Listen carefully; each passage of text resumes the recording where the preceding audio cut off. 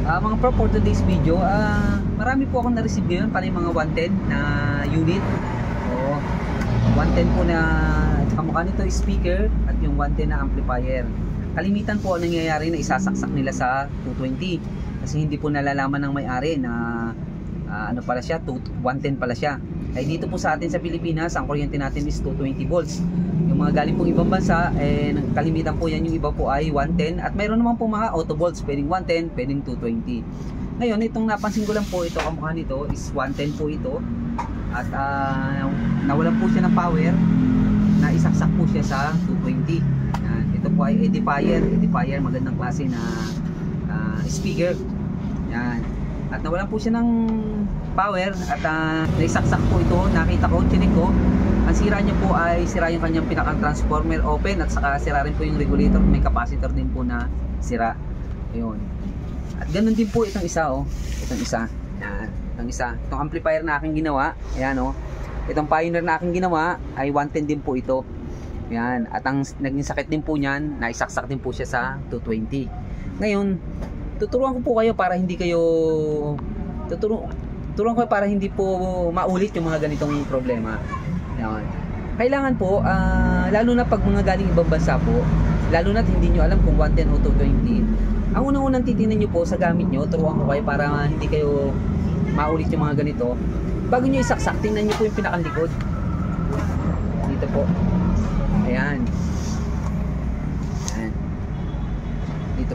Ayan, ito pong isa. Ayan, oh. Ang mukha po niyan. Ito naman ay, ayan, makikita nyo, napansin nyo dyan. Oh, ang nakasulat po dyan ay 100 volts to 120 volts. Ibig sabihin, 110 din po yan. Oh, 100. Ang required na voltage lang po sa kanya, 100 volts to 120 volts.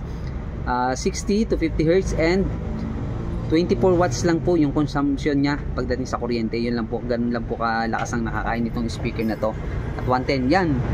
Yan po unang titingnan nyo kagad sa likod. Yan po nakalagay sa kanya, oh.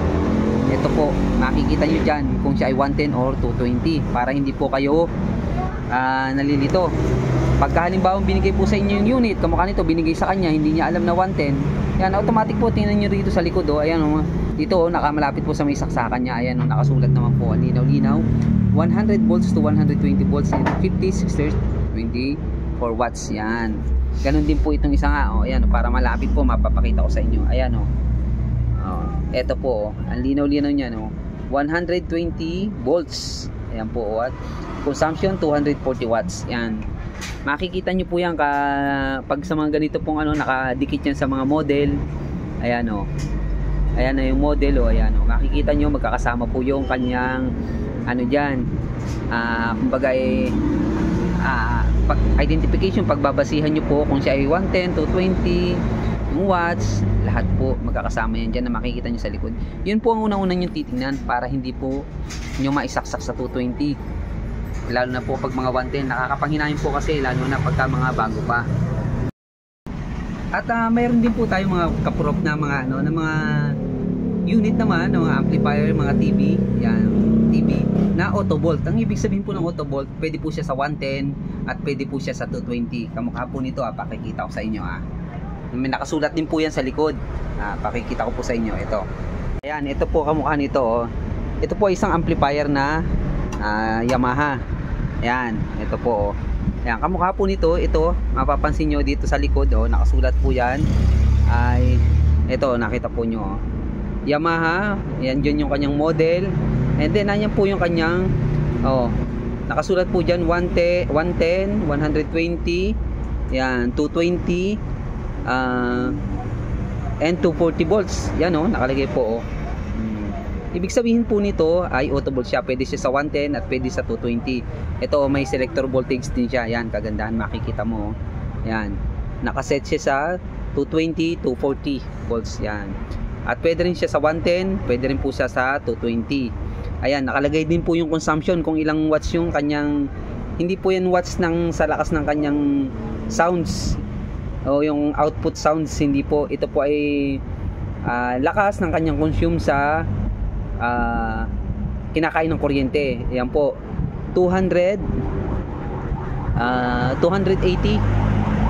Ayan, oh, 280 watts, 50 to 60 Hz. Ayan, oh. Ayan. O, di naka-indicate po rito. Ganyan po, dito po kayo titingin para hindi po kayo malito kung siya ay 110 or 220 yung unit nyo. Ayan, ganun po kasimple.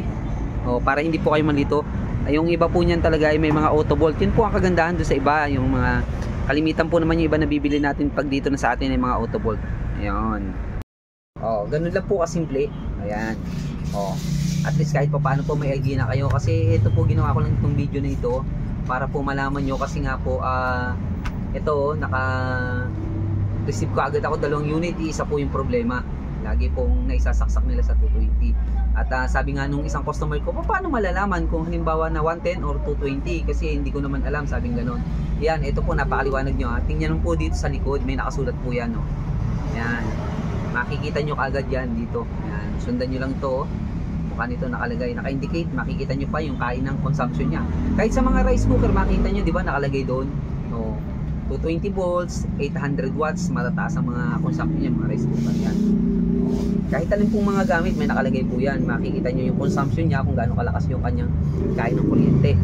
Yan. At least po, kahit pa paano siguro nagkaroon kayo ng idea.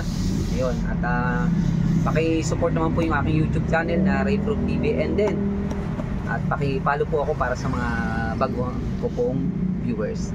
Maraming salamat po.